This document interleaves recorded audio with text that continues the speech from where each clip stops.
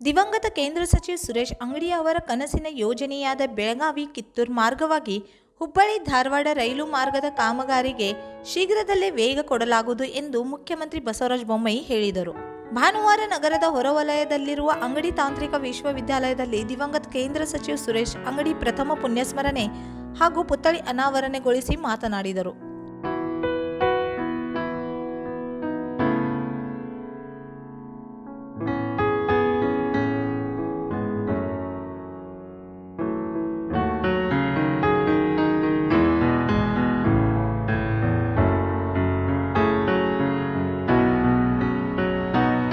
ದಿವಂಗತ ಸುರೇಶ್ ಅಂಗಡಿ ಅವರು ಅಧಿಕಾರ ಸಿಕ್ಕ ಕೆಲವೇ ತಿಂಗಳಲ್ಲಿ ರೈಲ್ವೆ ಇಲಾಖೆಯಲ್ಲಿ ಕ್ರಾಂತಿಕಾರಿ ಬೆಳವಣಿಗೆ ಮಾಡಿದ್ದಾರೆ.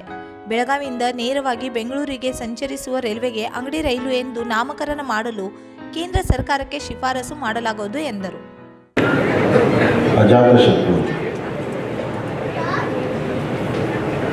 ನನ್ನ ಪ್ರಕಾರ ಅವರ ಸುದೀರ್ಘವಾಗಿರುವಂತಹ ಸಾರ್ವಜನಿಕ ಜೀವನದಲ್ಲಿ ಎಲ್ಲರ ಪ್ರೀತಿಯನ್ನು ಗಳಿಸಿದಂಥ ಒಂದು ವ್ಯಕ್ತಿತ್ವ ಸುರೇಶ್ ಅಂಗಡಿಯವರು. ಎಷ್ಟೇ ವೈಚಾರಿಕವಾಗಿ ವ್ಯತ್ಯಾಸ ಇದ್ದರೂ ಕೂಡ ಅವರ ತಮ್ಮ ಸಹೃದಯ ಮಾತುಗಳಿಂದ, ತಮ್ಮ ಸ್ನೇಹಪರವಾಗಿರುವಂಥ ವರ್ತನೆಯಿಂದ ಎಲ್ಲರ ಹೃದಯವನ್ನು ಗೆದ್ದಿದ್ದರು. ಹೀಗಾಗಿ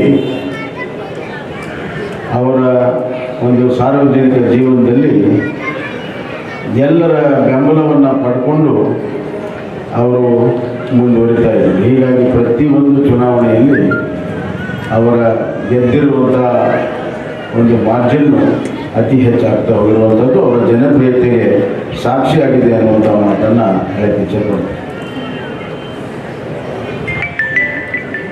ಸುರೇಶ್ ಅಂಗಡಿ ಅವರ ಹಿಂದೆ ಮಂಗಳಕ್ಕ ಅವರ ಪಾತ್ರ ಭಾಳ ದೊಡ್ಡದಿದೆ.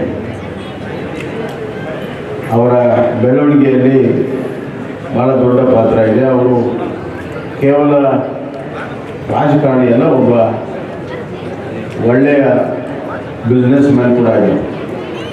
ಹೀಗಾಗಿ ಆ ಎಲ್ಲ ಹಂತದಲ್ಲೂ ಮಂಗಳಕ್ಕ ಅವರ ಒಂದು ಬೆಂಬಲ ಮತ್ತು ಅವರಿಗೆ ಬೇಕಾಗಿರುವಂಥ ಎಲ್ಲ ಒಂದು ಸಹಾಯ ಸಹಕಾರವನ್ನು ಅವ್ರು ಮಾಡ್ಕೊಂಡು ಬಂದಿದ್ದಾರೆ. ಅವರ ಇಷ್ಟು ದೊಡ್ಡ ಬೆಳವಣಿಗೆಯಲ್ಲಿ ಅವರ ತಾಯಿ ಪಾತ್ರ ಕೂಡ ಭಾಳ ಅವ್ರ ದೊಡ್ಡ ಆಶೀರ್ವಾದ, ಅವರ ಅವನ ಆಶೀರ್ವಾದ ಭಾಳ ದೊಡ್ಡದಿತ್ತು. ಅವ್ರ ಮನೆಗೆ ಹೋದ್ವಿ ಅಂದರೆ ನಾವು ಹಿಂದಿನ ಮುಖ್ಯಮಂತ್ರಿಗಳಾದ ಸನ್ಮಾನ್ಯ ಯಡಿಯೂರಪ್ಪನವರಾಗಲಿ, ನಾವು ಆಗಲಿ, ಜಗಶೆಟ್ಟರ್ ಆಗಲಿ ಹೋದ್ವಿ ಅಂದರೆ ಎರಡು ಗ್ಯಾರಂಟಿ, ಒಂದು ಅಮ್ಮನ ಆಶೀರ್ವಾದ, ಇನ್ನೊಂದು ಬಿಸಿ ರೊಟ್ಟಿ, ಎರಡು ಮಾತ್ರ ಯಾವಾಗಲೂ ಕೂಡ ಗ್ಯಾರಂಟಿ. ಭಾಳ ಪ್ರೀತಿ ಮತ್ತು ವಿಶ್ವಾಸಪೂರ್ವಕವಾಗಿ ಅವರ ಸಂಬಂಧಗಳಿವೆ. ಅವರು ಇಡೀ ಉತ್ತರ ಕರ್ನಾಟಕದ ಧ್ವನಿಯಾಗಿದ್ದರು ಮತ್ತು ವಿಶೇಷವಾಗಿ ಕಿತ್ತೂರು ಚೆನ್ನಮ್ಮನ ಬಗ್ಗೆ ಭಾಳಷ್ಟು ಅಭಿಮಾನಪೂರ್ವಕವಾಗಿರುವಂಥ. ಇವತ್ತು ಬೆಳಗಾವಿ ಯೂನಿವರ್ಸಿಟಿಗೆ ಕಿತ್ತೂರು ಚೆನ್ನಮ್ಮ ಅನ್ನುವಂಥ ಹೆಸರು ಬರಬೇಕಾದ್ರೆ ಅದು ಸುರೇಶ್ ಅಂಗಡಿಯವರ ಪಾತ್ರ ಭಾಳ ಅದರಲ್ಲಿ ದೊಡ್ಡದಿತ್ತು ಅನ್ನುವಂಥ ಮಾತನ್ನು ಇಚ್ಛೆಪಡ್ತಾರೆ. ಅವರು ಪ್ರಭಾಕರ್ ಕೋಳಿಯವರು ಕೂಡಿ ಇದಾಗಲೇಬೇಕು ಅಂತ ಅವತ್ತು ನಮ್ಮ ಮುಖ್ಯಮಂತ್ರಿಗಳಾದ ಯಡಿಯೂರಪ್ಪನವ್ರಿಗೆ ಹೇಳಿ ಆ ಕೆಲಸವನ್ನು ಅವರು ಮಾಡಿಸಿದ್ರು. ಉತ್ತರ ಕರ್ನಾಟಕದ ಬಗ್ಗೆ ಅಭಿಮಾನ ಮತ್ತು ಹಿಂದುತ್ವದ ಬಗ್ಗೆ ಬಹಳಷ್ಟು ದೊಡ್ಡ ಅಭಿಮಾನ ಅವ್ರದ್ದಿದೆ. ಅದನ್ನು ಸಾರ್ವಜನಿಕವಾಗಿ ಹೇಳೋದಕ್ಕೆ ಇನ್ನು ಮುಂದೆ ನೋಡುತ್ತಿರುವಂಥ ಒಬ್ಬ ದಿಟ್ಟ ಧೀಮಂತ ನಾಯಕ ಬೆಳಗಾವಿ ಜಿಲ್ಲೆಯಲ್ಲಿ ಅದು ಸುರೇಶ್ ಅಂಗಡಿಯವರು ಇದ್ದರು ಅನ್ನುವಂಥ ಮಾತನ್ನು ಹೇಳಕ್ಕೆ ಇಷ್ಟಪಡ್ತೀನಿ. ಒಬ್ಬ ವ್ಯಕ್ತಿಯ ಕೈಯಲ್ಲಿ ಅಧಿಕಾರ ಕೊಟ್ಟರೆ ಅವರ ನಿಜವಾದಂಥ ಸಾಮರ್ಥ್ಯ ಮತ್ತು ಅಸಾಮರ್ಥ್ಯ ಎರಡೂ ಕೂಡ ಗೊತ್ತಾಗ್ತದೆ. ಅವರ ಸಾಮರ್ಥ್ಯ ಇರುವಂಥ ವ್ಯಕ್ತಿ ಕೈಯಲ್ಲಿ ಅಧಿಕಾರ ಕೊಟ್ಟರೆ ಏನು ಮಾಡಬಹುದು ಅಂತ ಹೇಳಿ ನಮ್ಮ ಉತ್ತರ ಕರ್ನಾಟಕದಲ್ಲಿ, ಅದು ವಿಶೇಷವಾಗಿ ಕೇಂದ್ರದಲ್ಲಿ ಅಧಿಕಾರ ಪಡ್ಕೊಂಡಂಥ ಎಲ್ಲ ಹಿನ್ನೆಲೆಯನ್ನು ನೋಡಿದಾಗ ಸನ್ಮಾನ್ಯ ಸುರೇಶ್ ಅಂಗಡಿಯವರು ಅಪ್ರಥಮರಾಗಿ ನಿಲ್ತಾರೆ. ಅಧಿಕಾರ ಕೊಟ್ಟ ಕೆಲವೇ ತಿಂಗಳಲ್ಲಿ ಕರ್ನಾಟಕದ ರೈಲ್ವೆಯಲ್ಲಿ ದೊಡ್ಡ ಕ್ರಾಂತಿಯನ್ನು ಅವರು ಮಾಡಿದ್ದಾರೆ. ಎಷ್ಟು ಮಟ್ಟಿಗೆ ಅಂತಂದರೆ ಹಲವಾರು ವರ್ಷದ ನೆನಗುದಿ ಬಿದ್ದಂಥ ಯೋಜನೆಗಳನ್ನು ಬೆಂಗಳೂರಿಗೆ ರೈಲ್ವೆ ಬೋರ್ಡಿನ ಅಧ್ಯಕ್ಷರನ್ನು ಕರೆಸಿದ್ರು. ಅಲ್ಲಿವರೆಗೂ ಹಲವಾರು ಜನ ರೈಲ್ವೆ ಮಂತ್ರಿ ಆದರೂ ಕೂಡ ರೈಲ್ವೆ ಬೋರ್ಡಿನ ಅಧ್ಯಕ್ಷರನ್ನು ಕರೆಸುವಂಥ ಕೆಲಸ ಯಾರೂ ಮಾಡಿರಲಿಲ್ಲ. ಅಂಥ ಕೆಲಸವನ್ನು ಸುರೇಶ್ ಅಂಗಡಿ ಅವರು ಮಾಡಿ ಅವರು ನೆನೆಗುದಿ ಬಿದ್ದಂಥ ಎಲ್ಲ ಯೋಜನೆಗಳಿಗೆ ಪರಿಹಾರ ಕೊಡೋದಕ್ಕೆ ಬಹಳಷ್ಟು ಯೋಜನೆಗಳನ್ನು ರೂಪಿಸಿದರು. ಇಡೀ ಕರ್ನಾಟಕ ವ್ಯಾಪ್ತಿ ಅವರು ಕೆಲಸವನ್ನು ಮಾಡಿದ್ದಾರೆ. ಅವತ್ತು ಯಡಿಯೂರಪ್ಪನವ್ರು ನಾನು ಹೇಳಿದ್ರು, ಸುರೇಶ್ ಅಂಗಡಿ ಇಷ್ಟು ಕೆಪಾಸಿಟಿ ಇದೆ ನಂಗೆ ಗೊತ್ತಿರಲಿಲ್ಲ ಮನೆಯ, ಎಷ್ಟು ಕೆಲಸ ಮಾಡ್ತಾನೆ ಅವನು. ರೈಲ್ವೆ ಬೋರ್ಡ್ ಅಧ್ಯಕ್ಷ ಕರೆಸಿ ಎಷ್ಟೊಂದು ಕೆಲಸವನ್ನು ಮಾಡಿದ್ದಾನೆ ಅಂತ ಹೇಳಿ ನನ್ನ ಹತ್ರನೇ ವೈಯಕ್ತಿಕವಾಗಿ ಅವ್ರು ಹೇಳಿರುವಂಥದ್ದು. ಇದರ ಜೊತೆಗೆ ರೈಲ್ವೆ ಬೋರ್ಡಿನಲ್ಲಿ ಹಣಕಾಸಿನ ಮಂಜೂರಾತಿ ಮಾಡೋದು ಭಾಳ ಕಷ್ಟ. ಅದೊಂದು ಗೌರ್ಮೆಂಟ್ ಇದ್ದಂಗೆ, ಅದೊಂದು ಇಂಡಿಪೆಂಡೆಂಟ್ ಗೌರ್ಮೆಂಟ್ ಇದ್ದಂಗೆ. ಅಂಥ ಕೆಲಸವನ್ನು ಕರ್ನಾಟಕಕ್ಕೆ ಅತಿ ಹೆಚ್ಚು ಭಾಳ ಸತಿ ನಾವು ರೈಲ್ವೆ ಯೋಜನೆಗಳ ಡಿಕ್ಲೇರ್ ಮಾಡ್ತೀವಿ, ಬಜೆಟಲ್ಲೂ ಕೂಡ ಇಡ್ತಾರೆ. ಆದರೆ ರೈಲ್ವೆ ಬೋರ್ಡಿನ ಫೈನಾನ್ಸ್ ಕ್ಲಿಯರೆನ್ಸ್ ಏನಿದೆ ಅದು ಆಗೋದು ಭಾಳ ಕಷ್ಟ. ಫೈನಾನ್ಸ್ ಕ್ಲಿಯರೆನ್ಸ್ ಆದ್ರೆ ರೈಲ್ವೆ ಬೋರ್ಡಲ್ಲಿ ಅಂತಿಮವಾಗಿ ಆ ಯೋಜನೆಗಳು ಕ್ಲಿಯರ್ ಆಗ್ತವೆ. ಹೀಗಾಗಿ ಭಾಳಷ್ಟು ಯೋಜನೆಗಳನ್ನು ನಾವು ಅನೌನ್ಸ್ ಮಾಡಿದ್ದೇವೆ, ಅವು ಅನೌನ್ಸ್ಮೆಂಟ್ ಆಗಿ ಉಳಿದಿದ್ದಾವೆ. ಆದರೆ ಸುರೇಶ್ ಅಂಗಡಿ ಇದೆಲ್ಲ ಗೊತ್ತಿದ್ದು ಕೆಲವೇ ದಿವಸಗಳಲ್ಲಿ ಅವರು ರೈಲ್ವೆ ಬೋರ್ಡ್ನಲ್ಲೂ ಕೂಡ ತಮ್ಮ ಇನ್ಫ್ಲೂಯೆನ್ಸನ್ನು, ತಮ್ಮ ಪ್ರಭಾವವನ್ನು ಬೀರೋದಕ್ಕೆ ಯಶಸ್ವಿಯಾಗಿದ್ದರು ಅನ್ನುವಂಥ ಮಾತನ್ನು ನಾನು ಹೇಳಕ್ಕೆ ಇಚ್ಛೆಪಡ್ತೇನೆ. ಎಷ್ಟರ ಮಟ್ಟಿಗೆ ಅವರು ಪ್ರಭಾವ ಬೀರಿದ್ರು ಅಂದರೆ ಪಿಯೂಷ್ ಗೋಯಲ್ ಅವರಿಗೆ 3-4 ಖಾತೆ ಇದೆ, ಅದರಲ್ಲಿ ರೈಲ್ವೆನೂ ಕೂಡ ಬಂತು. ಆ ಪಿಯೂಷ್ ಗೋಯಲ್ ಅವರು ಕ್ಯಾಬಿನೆಟ್ ಮಂತ್ರಿಗಳಿದ್ರು, ಇವರು ಮಿನಿಸ್ಟರ್ ಆಫ್ ಸ್ಟೇಟ್ ಇದ್ರು. ಪಿಯೂಷ್ ಗೋಯಲ್ ಅವರು ಹೇಳಿದ್ರು, ಈ ಎಂಟೈರ್ ರೈಲ್ವೆ ನೀನೇ ನೋಡ್ಕೊಂಡ್ಬಿಡಪ್ಪ, ನಮ್ಮ ಕೈಲಿ ಆಗೋದಿಲ್ಲ ಅನ್ನುವಂಥ ಅಷ್ಟು ವಿಶ್ವಾಸಪೂರ್ವಕವಾಗಿ ಆ ಕೆಲಸವನ್ನು ಮಾಡ್ತಾರೆ. ರಾಜಸ್ಥಾನದಲ್ಲಿ ರೈಲ್ವೆ ಕೆಲಸ ಮಾಡಿದ್ದಾರೆ, ಮಣಿಪುರದಲ್ಲಿ ಮಾಡಿದ್ದಾರೆ, ಮಹಾರಾಷ್ಟ್ರದಲ್ಲಿ ಮಾಡಿದ್ದಾರೆ, ಕರ್ನಾಟಕದಲ್ಲಿ ಮಾಡಿದ್ದಾರೆ. ವಿಶೇಷವಾಗಿ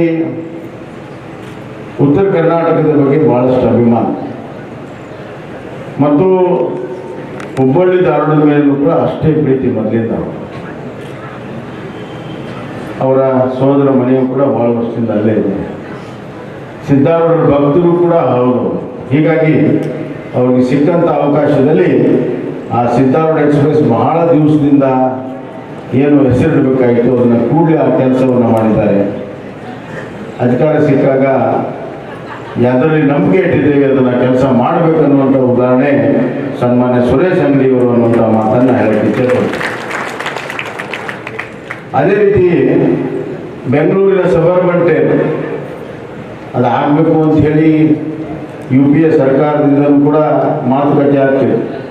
ಆದರೆ ಅದಕ್ಕೊಂದು ರೂಪುರೇಷೆಯನ್ನು ಕೊಟ್ಟು ಅದಕ್ಕೆ ಸುಮಾರು 15,000ಕ್ಕಿಂತ ಹೆಚ್ಚು ಕೋಟಿ ರೂಪಾಯಿಯನ್ನು ಒದಗಿಸಿ ಅದಕ್ಕೆ ಆಡಳಿತಾತ್ಮಕ ಅನುಮೋದನೆಯನ್ನು ಕೊಡೋದ್ರಲ್ಲಿ ಯಶಸ್ವಿಯಾದಂಥವರು ಸನ್ಮಾನ್ಯ ಸುರೇಶ್ ಅಂಗಡಿ.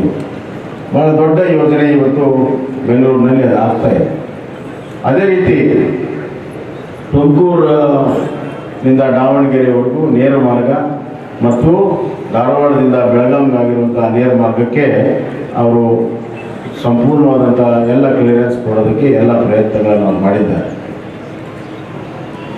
ನಮ್ಮ ನಾಯಕರಾದಂಥ ಪ್ರಕಾಶ್ ಹುಕ್ಕೇರಿಯವರು ಸುರೇಶ್ ಅಂಗಡಿಯವರ ಆತ್ಮೀಯ ಮಿತ್ರರು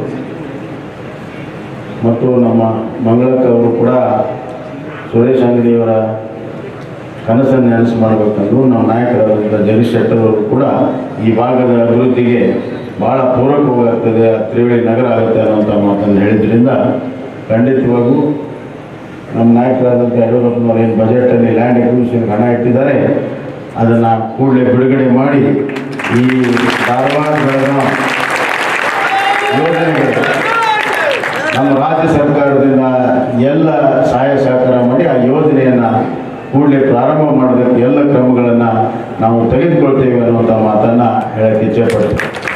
ಅದಲ್ಲದೆ ಅವರೇ ಪ್ರಾರಂಭ ಮಾಡಿದಂಥ ಬೆಳಗಾಂ ಬೆಂಗಳೂರಿನ ಒಂದು ಅಂಗಡಿ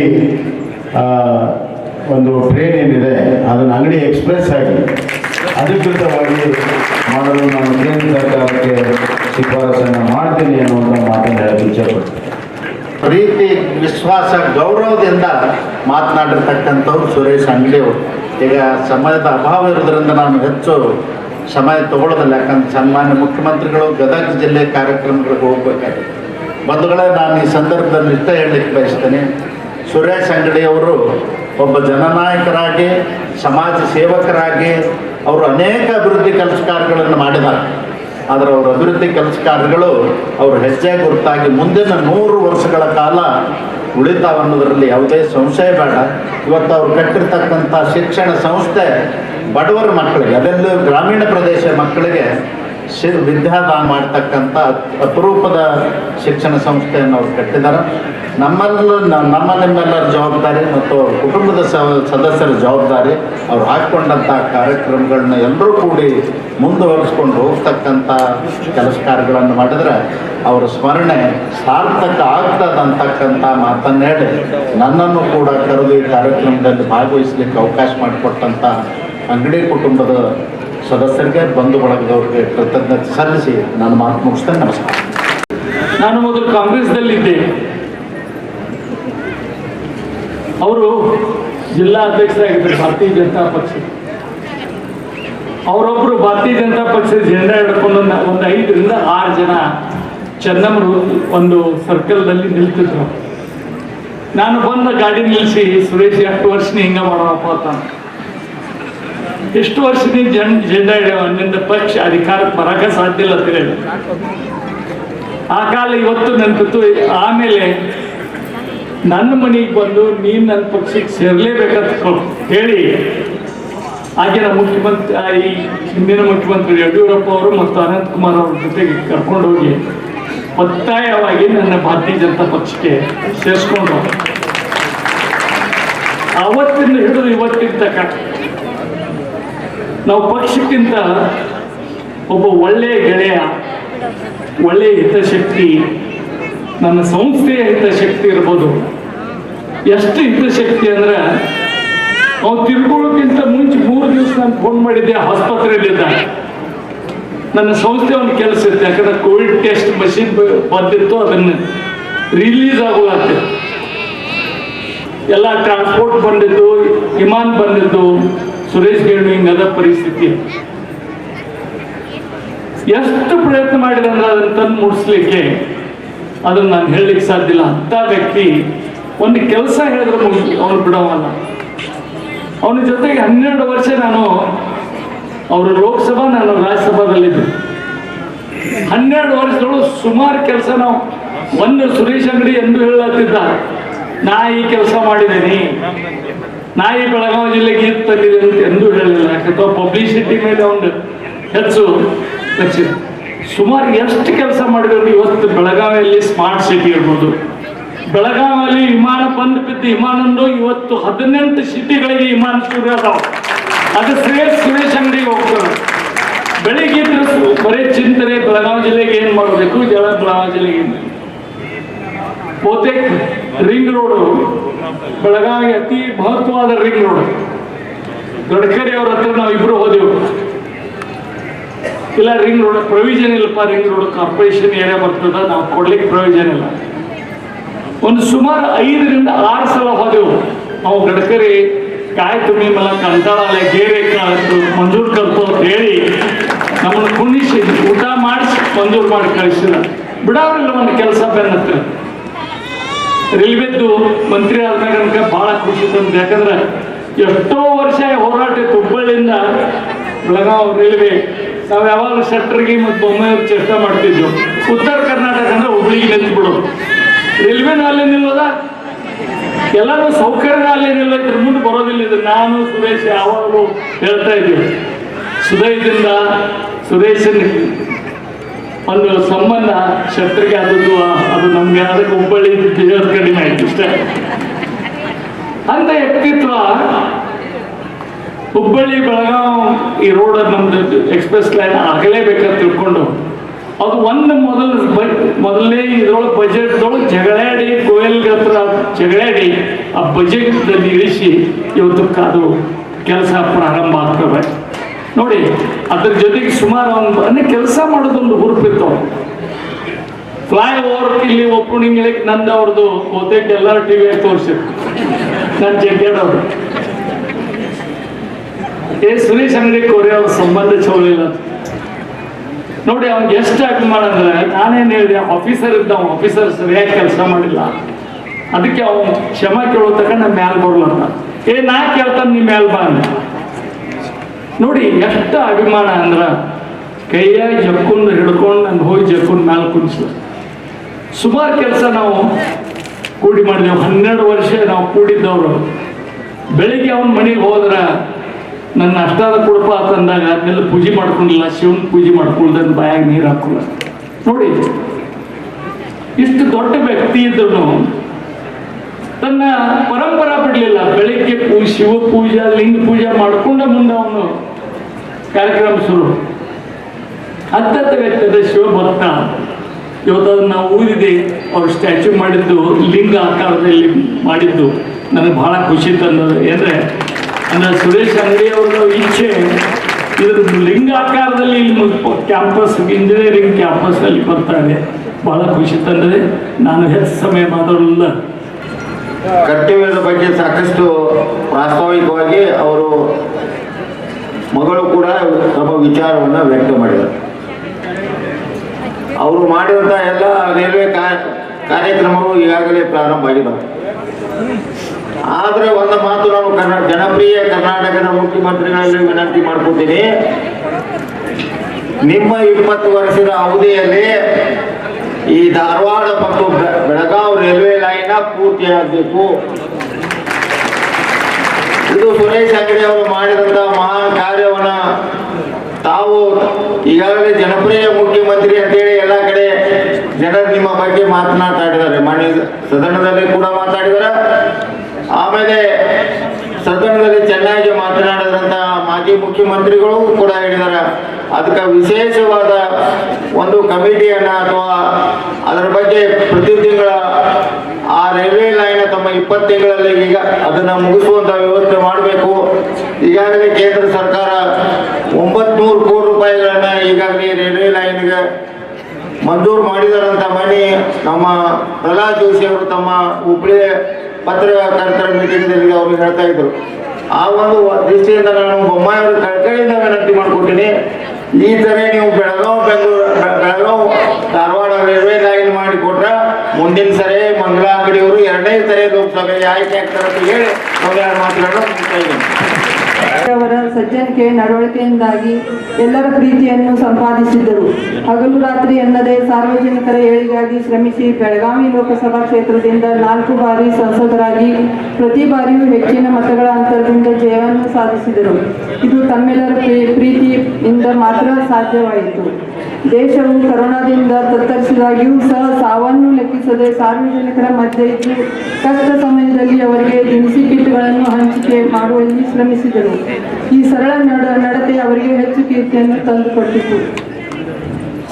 ದಿವಂಗತ ಮಾನ್ಯ ಸುರೇಶ್ ಅಂಗಡಿಯವರು ಸದಾ ಹಸಿರಾಗಿ ಉಳಿಯಲಿ ಎಂಬ ನಿಟ್ಟಿನಲ್ಲಿ ಮಾನ್ಯ ಮುಖ್ಯಮಂತ್ರಿಗಳಿಗೆ ನನ್ನ ಬೇಡಿಕೆ ಇಷ್ಟೇ. ಬೆಳಗಾವಿ ಕಿತ್ತೂರು ಧಾರವಾಡ ನಡುವಿನ ನೂತನ ರೈಲ್ವೆ ಮಾರ್ಗ ನಿರ್ಮಾಣಕ್ಕೆ ಕೇಂದ್ರ ಸರ್ಕಾರದಿಂದ ಅನುಮೋದನೆ ದೊರೆತು ಅನುದಾನವೂ ಸಹ ಬಿಡುಗಡೆಯಾಗಿದ್ದು, ರಾಜ್ಯ ಸರ್ಕಾರದ ಸಮಪಾಲಿನ ಹಣವನ್ನು ರಾಜ್ಯದ ಮುಂಗಡ ಬಜೆಟ್ನಲ್ಲಿ ಅನುದಾನವನ್ನು ಕಾಯ್ದಿರಿಸಿ ಕರ್ನಾಟಕದ ಮಾಜಿ ಮುಖ್ಯಮಂತ್ರಿಗಳಾದ ಶ್ರೀ ಯಡಿಯೂರಪ್ಪನವರಿಗೆ ನನ್ನ ಅಭಿನಂದನೆಗಳನ್ನು ತಿಳಿಸುತ್ತಾ, ಪ್ರಸ್ತಾಪಿತ ಈ ಅನುದಾನವನ್ನು ಕೂಡಲೇ ಬಿಡುಗಡೆಗೊಳಿಸುವ ಬಗ್ಗೆ ಮಾನ್ಯ ಮಂತ್ರಿಗಳು ಆಸಕ್ತಿ ವಹಿಸಿ ಈ ಕಾಮಗಾರಿಗೆ ತಾವು ಹಸಿರು ನಿಶಾನೆ ತೋರಿಸಬೇಕೆಂದು ವಿನಂತಿಸುವೆ. ಅದೇ ರೀತಿಯಾಗಿ ಬೆಳಗಾವಿ ನಗರದ ಸುತ್ತಲೂ ಬೈಪಾಸ್ ರಸ್ತೆ, ರಿಂಗ್ ರೋಡ್ ನಿರ್ಮಾಣಕ್ಕಾಗಿ ರಾಜ್ಯ ಸರ್ಕಾರದಿಂದ ಸಮಪಾಲಿನ ಅಲ್ಪ ಮೊತ್ತದಲ್ಲಿ ಹೆಚ್ಚುವರಿಯಾಗಿ ಹಣ ಬಿಡುಗಡೆ ಮಾಡಬೇಕಿದೆ. ಈ ನಿಟ್ಟಿನಲ್ಲಿ ಮುಖ್ಯಮಂತ್ರಿಗಳು ಪ್ರಸ್ತಾಪಿತ ಕಾಮಗಾರಿಗಳತ್ತ ತಮ್ಮ ವೈಯಕ್ತಿಕ ಗಮನ ಹರಿಸಿ ಮಾನ್ಯ ದಿವಂಗತ ಶ್ರೀ ಸುರೇಶ್ ಅಂಗಡಿ ಅವರ ಕನಸು ಮಾಡುವ ಬಗ್ಗೆ ವಿನಂತಿಸುವೆನು. ಅದರಂತೆ ಬೆಳಗಾವಿ ರಾಣಿ ಚೆನ್ನಮ್ಮ ವಿಶ್ವವಿದ್ಯಾಲಯದ ನೂತನ ಕಟ್ಟಡ ನಿರ್ಮಾಣಕ್ಕೆ ಆದಷ್ಟು ಬೇಗನೆ ಭೂಮಿ ಪೂಜೆಯನ್ನು ನೆರವೇರಿಸಿ ಕಟ್ಟಡ ಕಾಮಗಾರಿ ಪ್ರಾರಂಭಿಸಿ ಪೂರ್ಣಗೊಳಿಸುವ ಬಗ್ಗೆ ಅವಲೋಕಿಸಿ ಇಂದಿನ ವಿದ್ಯಾರ್ಥಿ ವೃಂದಕ್ಕೆ ವಿದ್ಯಾಭ್ಯಾಸಕ್ಕೆ ಅನುವು ಮಾಡಿಕೊಡಬೇಕೆಂದು ವಿನಂತಿಸುವೆ. ಕೊನೆಯದಾಗಿ ಈ ಸಮಯದಲ್ಲಿ ತಾವೆಲ್ಲ ಗುರು ಹಿರಿಯರು, ಬಂಧುಗಳು, ಕಾರ್ಯಕರ್ತರು ನನ್ನನ್ನು ಆಶೀರ್ವದಿಸಿ ಬೆಳಗಾವಿ ಸಂಶೋಧನಾ ಆಯ್ಕೆ ಮಾಡಿರುವುದಕ್ಕೆ ನನ್ನ ಅನಂತ ನಮಸ್ಕಾರಗಳು. ಮೊನ್ನೆ 23ನೇ ತಾರೀಕು 1 ವರ್ಷ ಆಯಿತು ಅವ್ರು ನಮ್ಮನ್ನು ಆಗಲಿ. ಆದರೆ ಇವತ್ತು ಸಹಿತ ಅವ್ರ ನೆನಪು ನಮ್ಮಲ್ಲಿ ಸದಾ ಕಾಲ ಇದೆ. ಇವತ್ತು ಪ್ರಮುಖ ಕಾರ್ಯಕರ್ತರಿರ್ಬೋದು, ಅಭಿಮಾನಿಗಳು ಈ ಸಂಖ್ಯೆಯನ್ನು ನೋಡಿದ್ರೆ ಹೇಳ್ತದೆ ಸುರೇಶ್ ಅಂಗಡಿಯವರು ಎಷ್ಟೊಂದು ಜನಪ್ರಿಯ ಆಗಿದ್ದರು ಅನ್ನುವಂಥದ್ದಕ್ಕೆ ಇದೇ ಒಂದು ಸಭೆ ಸಾಕ್ಷಿ ಅನ್ನುವಂಥ ಮಾತನ್ನು ಹೇಳ್ತಾರೆ. ಅವರ ಸಂಘಟನೆಯಿಂದ ಭಾರತೀಯ ಜನತಾ ಪಾರ್ಟಿಯ ಜಿಲ್ಲಾಧ್ಯಕ್ಷರಾಗಿ ನಾನು ಅವತ್ತು ಲೀಡರ್ ಪ್ರಮೋಷನ್ ಇದ್ದೆ. ಪಕ್ಷದಿಂದ ನನ್ನನ್ನೇ ಅಬ್ಸರ್ವರ್ ಅಂತ ಕಳಿಸಿದ್ರು, ಇಲ್ಲಿ ಜಿಲ್ಲಾಧ್ಯಕ್ಷ ಮಾಡಲಿಕ್ಕೆ. ಅವ್ರು ನಾನೇ ಘೋಷಣೆ ಮಾಡಿ ಹೋಗಿದ್ದೆ ಅವ್ರನ್ನ, ಸುರೇಶ್ ಅಂಗಡಿ ಅವರು ಜಿಲ್ಲಾಧ್ಯಕ್ಷ ಅಂತೇಳಿ. ಅಲ್ಲಿಂದ ಸ್ಟಾರ್ಟ್ ಆಯ್ತು ಅವ್ರ ಸಂಘಟನೆಯಲ್ಲಿ. ಮೊದಲು ಉಪಾಧ್ಯಕ್ಷ ಇದ್ದರು, ಆಮೇಲೆ ಜಿಲ್ಲೆಯ ಅಧ್ಯಕ್ಷರಾದರು. ಇಡೀ ದೊಡ್ಡ ಜಿಲ್ಲೆ ಇದು. ಬಹುಶಃ ಯಾವುದಾದ್ರೂ ಒಂದು ತಾಲೂಕ್ ಪಂಚಾಯತ್ ಚುನಾವಣೆ ಇರ್ಬೋದು, ಜಿಲ್ಲಾ ಪಂಚಾಯತ್ ಚುನಾವಣೆ ಇರ್ಬೋದು, ಯಾವುದೇ ಬರಲಿ ನನಗೆ ಫೋನ್ ಮಾಡ್ತಿದ್ರು, ಇಲ್ಲ ಶೆಟ್ಟರ್ ನೀವು ಬರಬೇಕಂತ. ಹಿರಣ್ಣ ಕರಾಡಿ ಬಹುಶಃ ಇರ್ಬೋದು, ರಾಜ್ಯಸಭಾ ಸದಸ್ಯರು, ಅವರು ಈಗ ಜಿಲ್ಲಾಧ್ಯಕ್ಷರಾಗಿ ಕೆಲಸ ಮಾಡಿದ್ರು. ಹೀಗಾಗಿ ಯಾವುದೇ ಒಂದು ಪಕ್ಷದ ಕೆಲಸ ಇರಲಿ ನನ್ನಲ್ಲಿ ಕರೆದು ಬಿಡೋದು, ಲೀಡರ್ ಪ್ರಮೋಷನ್ ಮೌಜೂದ ದಾಟವಾಗಲ್ಲ, ಹುಬ್ಬಳ್ಳಿಯಾಗದ ಅಂತೇಳಿ. ಹೀಗಾಗಿ ಇಲ್ಲಿ ಒಂದ್ಸಲ ಬೆಳಿಗ್ಗೆ ನಾವು ಬಂದರೆ ರಾತ್ರಿ 12 ಗಂಟೆಗೆ ಬರ್ತಿದ್ರು ಸುರೇಶ್ ಅಂಗಡಿಯವರು, ಹಿರಣ್ಣ ಕರಾಡಿ. 12 ಗಂಟೆ ಎಲ್ಲ ಕಡೆ ಅಡ್ಡಾಡ್ಸೋರು. ಆ ಚಿಕ್ಕೋಡಿ ಭಾಗ ಇರ್ಬೋದು ಅಥವಾ ಬೆಳಗಾವಿ ವಿವಿಧ ತಾಲೂಕು ಇರ್ಬೋದು, ಎಲ್ಲ ಕಡೆ ಹೋಗಿ ಆ ಪಕ್ಷದ ಸಂಘಟನೆಗೆ ಬಹಳಷ್ಟು ಶ್ರಮ ಹಾಕಿರುವಂಥ ಕೆಲಸವನ್ನು ಸುರೇಶ್ ಅಂಗಡಿಯವರು ಮಾಡಿದ್ರು. ಬಹುಶಃ ಅವರು ಅಧ್ಯಕ್ಷರಾಗಿ ಏನೊಂದು ಸಂಘಟನೆ ಮಾಡಿದ್ರು, ಪಕ್ಷಕ್ಕೆ ಒಂದು ದೊಡ್ಡ ಶಕ್ತಿಯನ್ನು ಕೊಡುವಂಥ ಕೆಲಸವನ್ನು ಇವತ್ತು ಜಿಲ್ಲೆಯಲ್ಲಿ ಯಾರಾದರೂ ಮಾಡಿದರೆ ಅದು ಸುರೇಶ್ ಅಂಗಡಿಯವರು ಅನ್ನುವಂಥ ಮಾತನ್ನು ಇವತ್ತು ನಾನು ಹೇಳಬೇಕಾಗ್ತದೆ. ಧರ್ಮವಂತರಾಗಿದ್ರು. ಒಬ್ಬ ರಾಜಕಾರಣಿ ವ್ಯವಸ್ಥಿತವಾಗಿ ಇರಬೇಕು ಅಂತಂದ್ರೆ ಧರ್ಮದಿಂದ ನಡೆದಾಗ ಮಾತ್ರ ಅನ್ನೋದ್ರಲ್ಲಿ ಎರಡು ಮಾತಿಲ್ಲ. ಸುರೇಶ್ ಅಂಗಡಿ ಅವ್ರ ಬಗ್ಗೆ ಬಹಳ ನಮಗೆ ಅಭಿಮಾನ.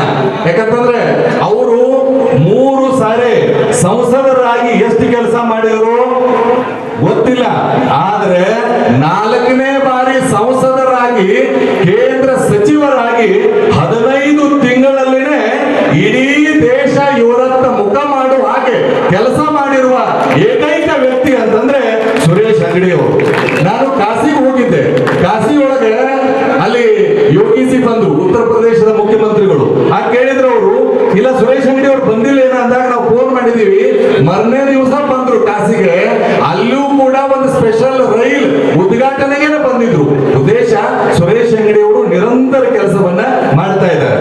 ನಾವು ನಿಂತಿರುವ ಉದ್ದೇಶ ಬಸವರಾಜ ಬೊಮ್ಮಾಯಿ ಅವರು ಕೇಳಿಸಿಕೊಳ್ಳಲೇಬೇಕು. ಯಾಕಂತಂದ್ರೆ ಉತ್ತರ ಕರ್ನಾಟಕ ಬಹಳ ದಿನದಿಂದ ಮುಖ್ಯಮಂತ್ರಿಗಳನ್ನ ಕಂಡಿರಲಿಲ್ಲ.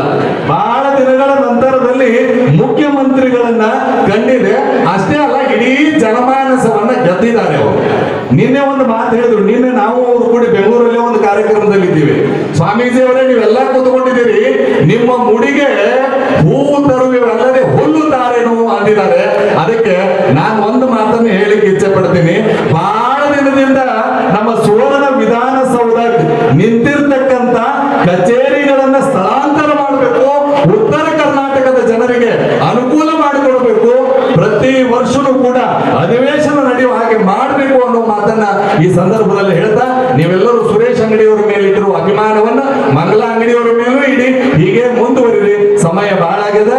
ಆರಾಮಾಗಿ ಊಟ ಮಾಡಿ, ಎಲ್ಲರನ್ನೂ ಗೌರವಿಸಿ, ಎಲ್ಲರಿಗಿಂತ ಹೆಚ್ಚಾಗಿ ದೇಶ ಮತ್ತು ಭಾಷೆಯನ್ನ ಪ್ರೀತಿಸಿ ಅಂತಕ್ಕಂಥ ಮಾತನ್ನ ನನ್ನ ಮಾತಿಗೆ ವಿರಾಮ ಕೊಡ್ತಾ ಇದ್ದೇನೆ. ಜೈ ಗುರುಶಾನ್. ಉತ್ತರ ಕರ್ನಾಟಕ ಹಾಗೂ ಹಿಂದುತ್ವದ ಬಗ್ಗೆ ಬಹಳಷ್ಟು ಅಭಿಮಾನ ಸುರೇಶ್ ಅಂಗಡಿ ಅವರು ಹೊಂದಿದ್ದರು. ಅದನ್ನು ಹೇಳಲು ಹಿಂದೆ ಮುಂದೆ ನೋಡುತ್ತಿದ್ದರು ಎಂದರು. ಅಧಿಕಾರ ಕೊಟ್ಟ ಕೆಲವೇ ತಿಂಗಳಲ್ಲಿ ಕರ್ನಾಟಕದ ರೈಲ್ವೆ ಇಲಾಖೆಯಲ್ಲಿ ಕ್ರಾಂತಿಕಾರಿ ಬೆಳವಣಿಗೆ ಮಾಡಿದ್ದಾರೆ. ನನೆಗುದಿಗೆ ಬಿದ್ದ ಯೋಜನೆಗಳಿಗೆ ಜೀವ ತುಂಬುವ ಕೆಲಸ ಮಾಡಿದರು. Mahadev Pawar, Kannada news network, Belagavi.